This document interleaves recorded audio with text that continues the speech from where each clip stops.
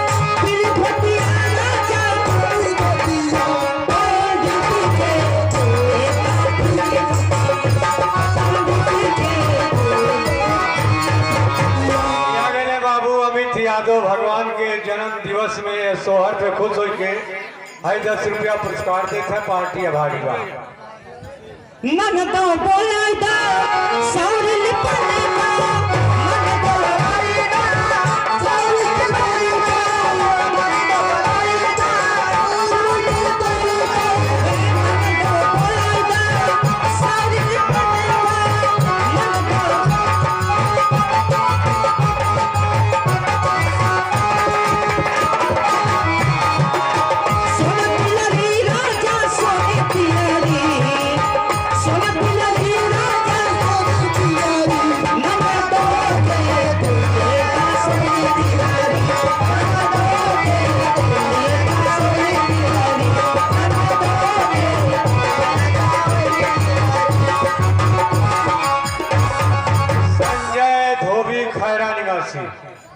इस सोहर प्रसन्न होकर 10 रुपए का पुरस्कार देते हैं।